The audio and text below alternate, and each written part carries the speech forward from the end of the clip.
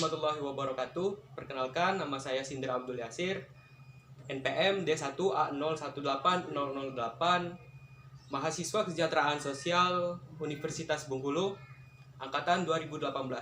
Di sini saya akan menjelaskan tentang bagaimana menjadi fasilitator yang baik.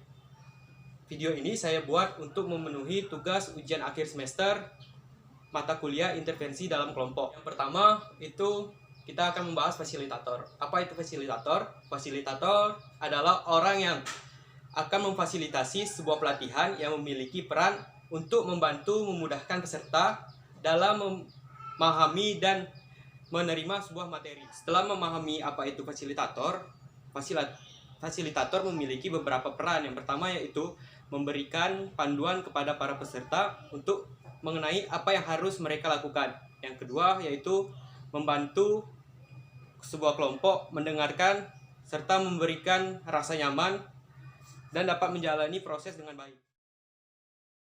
Apa tips untuk menjadi seorang fasilitator? Seorang fasilitator yang baik itu harus senantiasa menciptakan suasana aman dan nyaman.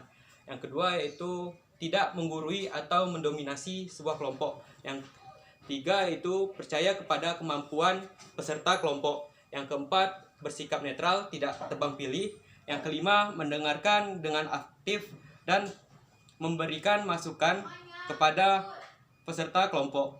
Yang kelima yaitu bersikap empatik dan peka terhadap kekhawatiran peserta kelompok sehingga dia merasakan nyaman. Seorang fasilitator yang baik juga harus menjaga kelompok agar tetap fokus pada tujuan dan prosesnya. Dan seorang fasilitator dapat membantu menentukan arah kelompok yang akan ditempuh. Yang ketiga yaitu seorang fasilitator dapat menyesuaikan dengan gaya belajar setiap peserta yang ada di kelompok. Yang keempat yaitu seorang fasilitator mendorong peserta kelompok agar berpartisipasi aktif di dalam kelompok. Di sini saya akan menjadi fasilitator dalam kelompok mahasiswa yang takut bimbingan terhadap dosennya. Assalamualaikum kawan-kawan, perkenalkan nama saya Sindra Abdul Yasir. Kalian bisa memanggil saya kakak, abang, atau bisa memanggil nama saya. Nah, di sini saya sebagai fasilitator kelompok ini agar kawan-kawan di sini dapat melakukan bimbingan skripsi dengan berani dan dengan baik. Sehingga tidak ada lagi kecemasan yang ada di diri kalian untuk melakukan bimbingan. Sebelum masuk ke materi, saya akan menghitung berapa orang yang ada di sini. Coba dari kanan angkat tangan. 1, 2, ya. Dan ternyata lumayan banyak orang-orang yang takut untuk melaksanakan bimbingan skripsi. Nah, di sini sebelum masuk ke materi, saya akan melakukan games untuk melatih kefokusan kawan-kawan untuk menerima materi yang sedikit menarik ini. Kalian lakukan apa yang saya katakan, bukan apa yang saya peragakan. Yuk, coba yuk. Pegang hidung. Pegang mulut. Pegang dagu. Oke, masih fokus kawan-kawan di sini ya. Nah, sekarang kawan-kawan, kita akan masuk ke materi. Kenapa sih kawan-kawan di sini takut untuk melaksanakan bimbingan skripsi? Sebenarnya bimbingan skripsi itu suatu proses untuk kita menyelesaikan skripsi dan untuk mengambil gelar sarjana. Nah, selanjutnya kita masuk ke dalam materi. Sebelum itu saya menanyakan, kenapa kalian takut untuk bimbingan skripsi? Ada yang bisa menjawab? Atau mengungkapkan perasaannya karena takut bimbingan? Saya jawab, Kak. Sebenarnya saya takut bimbingan skripsi dengan dosen karena banyak yang mengatakan dosen itu galak-galak dalam bimbingan, dan saya malas melakukan revisi karena sangat membosankan dan sangat menguras tenaga dan pikiran. Jadi saya takut untuk melakukan bimbingan. Kalau bisa sih Kak, ya tamat kuliah tanpa adanya bimbingan atau revisi itulah. Saya ingin menanyakan Pak, bagaimana tentang skripsi saya ini? Apakah saya sudah bisa lanjut Pak? Sini, saya baca dulu ya.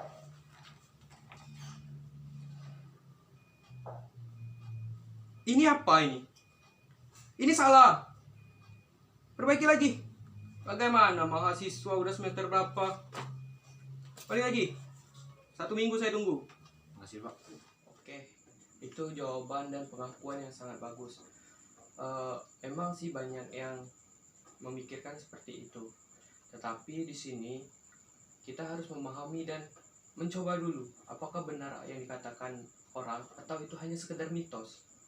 Nah, di sini saya menyarankan untuk rekan-rekan di sini agar mencoba terhadap bimbingan skripsi itu. Jangan hanya menduga-duga. Dan rekan-rekan juga harus fokus terhadap skripsi ini agar nanti tidak akan dicoret dan menambah wawasan ilmu tentang skripsi itu sehingga bisa menjawab pertanyaan-pertanyaan dosen yang menurut saya itulah tugas dosen agar mahasiswanya bisa memiliki kualitas yang baik. Nah, sekarang kita mencoba games untuk meningkatkan keberanian dan kepercayaan diri kawan-kawan dan merubah stigma buruk kawan-kawan terhadap bimbingan dengan dosen. Di sini saya menggunakan metode role playing, yaitu bermain peran, di mana saya bisa menjadi seorang dosen dan kawan bisa menjadi peserta bimbingan saya, dan bisa juga salah satu peserta di sini menjadi dosen dan menjadi orang yang ingin mengajukan skripsi dan melaksanakan bimbingan. Coba, ada yang mau menjadi dosen atau menjadi orang yang mengajukan bimbingan dengan dosen? Boleh diangkat tangannya. Saya yang ingin menjadi dosen, Kak. Saya akan mencoba bagaimana seharusnya menjadi dosen yang baik. Saya ingin menanyakan Pak, bagaimana tentang kelanjutan skripsi saya ini Pak? Oh, udah sampai bab berapa ya, Nak? Ini saya sudah bahas sampai bab 4 Pak. Wah, bagus-bagus ini, Nak. Saya Bapak lihat dulu ya. Wah, ini masih ada kesalahan-kesalahan, Nak. Di sini seharusnya jangan menggunakan kata-kata ini terlalu boros. Dan sepertinya yang lainnya udah bagus sih. Cuman lebih didalami lagi untuk sidangnya nanti ya, Nak. Dan saran Bapak tetap semangat. Bapak yakin kalian bisa.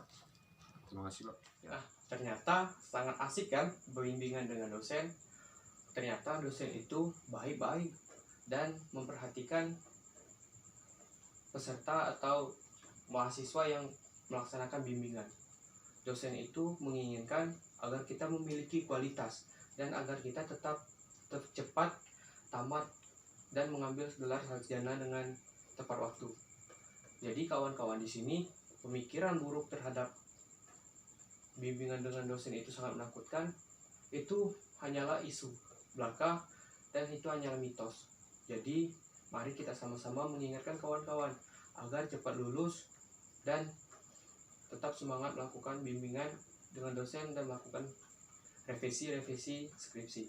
Jadi itu mungkin dari saya, seorang fasilitator, yang saya harapkan rekan peserta di sini dapat memahami dan dapat lebih aktif lagi di proses perkuliahan, dan saya harapkan di semester depan kalian sudah memakai toga. Semangat. Wassalamualaikum warahmatullahi wabarakatuh. Itulah beberapa contoh dan bagaimana kita menjadi fasilitator yang baik. Apabila di dalam video ini ada kekurangan dan kesalahan, saya mohon maaf, dan saya mengharapkan kritik dan saran oleh teman-teman agar saya bisa lebih baik lagi. Mungkin itu saja dari saya. Wabillahi taufiq wal hidayah. Wassalamualaikum warahmatullahi wabarakatuh.